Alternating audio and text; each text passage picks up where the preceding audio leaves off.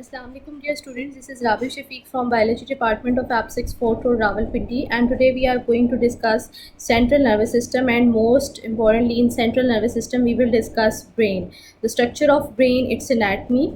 The central nervous system is the a nervous system is basically divided into two types, the central nervous system and the peripheral nervous system. The peripheral nervous system is the type of nervous system which is present in the peripheries of our body, which include the nerves from brain, from the spinal cord, and the central nervous system is that kind of nervous system which is centralized in our body, and it consists of brain and spinal cord, which are the coordinating organs of our nervous system. The brain and spinal cord, they are hollow from inside and they have cavities that are known as ventricles. In brain the cavities are known as ventricles, while in spinal cord there is a central canal. The cavity of brain and spinal cord, they are both filled with cerebrospinal fluid known as CSF. This cerebrospinal fluid is having its composition just like the plasma of your blood. The components of central nervous system, they are protected by three ways: the cranium, the vertebral column, and the meninges. Cranium is that part of the skull that is responsible to protect your brain. Vertebral column is responsible to protect your spinal cord, and meninges, these are the layers which are responsible for the process of protection, or membranous structures for the process of protection of nervous tissue. Okay, now let's see how cranium is involved in its protection. It is a part of the skull that protects the brain. Vertebral column, it is involved in the protection of spinal cord, and meninges, these are the three layers of membrane that protect brain and spinal cord, and they are located underneath cranium and vertebral column. Three layers, three meninges are present. The first one is known as dura mater, the other is the arachnoid, and third one is the pia mater. The dura mater is the layer which is present very much next to the cranium. Soon after cranium, this membranous layer is present, which is responsible for the protection. After dura mater, the next matter or the layer that is present is known as the middle membrane or the arachnoid matter, and after the arachnoid matter, the pia mater is present, and this pia mater, we can also say that it is present next to the nervous tissue. So your nervous tissue, where either it is brain or it is spinal cord, it is getting protection from these meninges, whereas vertebral column is involved in the protection of your spinal cord, and cranium is involved in the protection of your brain. Cerebrospinal fluid is also located in these meninges, and it is responsible to protect your brain from shock. Now, cerebrospinal fluid, it is a fluid which is present in the meninges of the brain, and its composition is similar to blood plasma.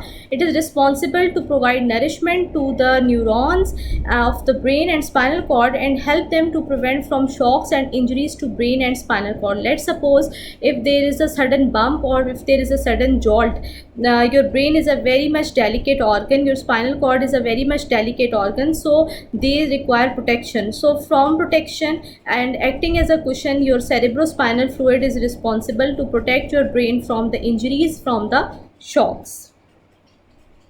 Now coming towards our main topic, that is brain. Brain is a coordinating organ of your body. This is that organ of your body which is responsible to receive the impulses from the nerve impulses or messages from your body, and then it is responsible to give messages according to the situation, according to the responses. So your brain of the human brain is divided into three parts or three regions: the forebrain, the midbrain, and the hindbrain. Further, the forebrain is also divided into different parts, but here we will see in the diagram that this human brain is made up of three parts. This is the forebrain, this one is the midbrain, and this is the hindbrain.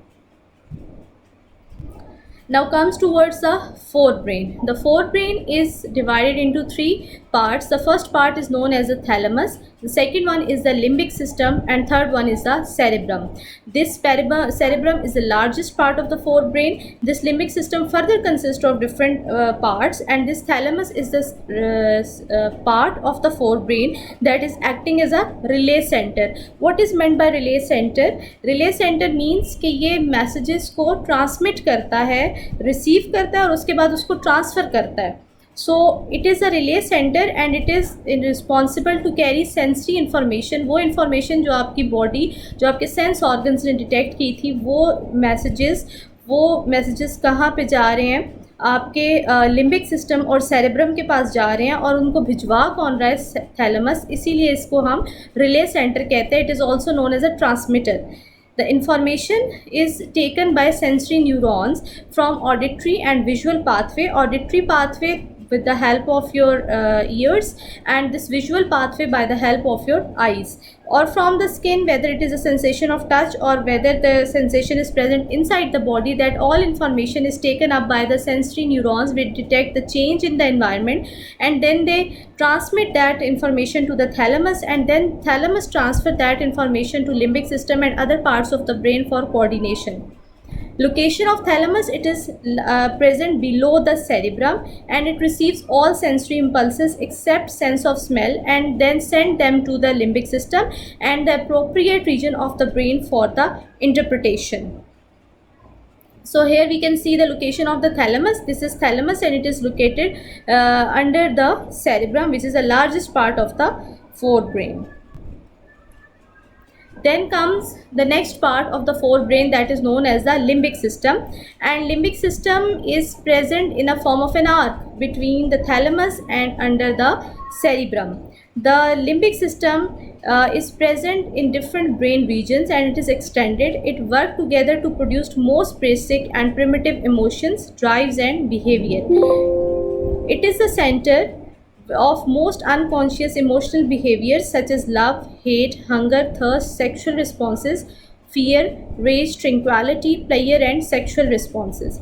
It means कि आपका जो limbic system है ये वो brain का part है जो कि आपकी लव के इमोशंस को कंट्रोल कर रहा है, हेट के इमोशंस को कंट्रोल कर रहा है, सेक्सुअल रिस्पॉन्सेस को कंट्रोल कर रहा है, फियर को कंट्रोल कर रहा है, प्लेयर को कंट्रोल कर रहा है. सो ये ऐसे अनकॉन्शियस या इमोशनल बिहेवियर्स हैं जो कि आपका लिम्बिक सिस्टम कंट्रोल कर रहा है. और लिम्बिक सिस्टम और सेरेब्रम के दरमियान में दो कैविटीज़ प्रेजेंट होती हैं जिसको हम लेटरल वेंट्रिकल्स कहते हैं, और एक और कैविटी भी प्रेजेंट होती है आपके ब्रेन में जिसको हम थर्ड वेंट्रिकल कहते हैं, और ये लिम्बिक सिस्टम और थैलेमस के दरमियान में प्रेजेंट होती है. यहाँ पे हम लिम्बिक सिस्टम को देख लें. लिम्बिक सिस्टम के 3 पार्ट्स हैं, hypothalamus, hippocampus and amygdala. Hippocampus जो है it is involve in the formation of memory. Hippocampus is responsible for memory formation. The amygdala is responsible for emotions like fear, anxiety, and the hypothalamus is responsible for the limbic output. Whatever the input is given to the limbic system, its responses, its coordination is sent by the hypothalamus. Why it is known as hypothalamus? Because it is located under the thalamus. That's why it is known as hypothalamus. So here we can see in detail the parts of the limbic system. It consists of hypothalamus, amygdala, hippocampus and the regions of the cerebrum. The role of limbic system, the role of hypothalamus. On the ventral side of the thalamus, it is the hypothalamus. Ventral mean underneath, niche. The hypothalamus, through its hormone production and neural connections, it acts as a major coordinating center. It also controls the pituitary gland and it serves as a link between nervous and endocrine system. The nervous coordination is brought about by your nerves, and the endocrine system is responsible to maintain the chemical coordination in your body. So it is the hypothalamus is acting as a link between nervous and endocrine system. It is involved in the maintenance of homeostasis and it contains centers for regulating menstrual cycle, body temperature, blood pressure, sleep, awake cycle, water balance, hunger, etc.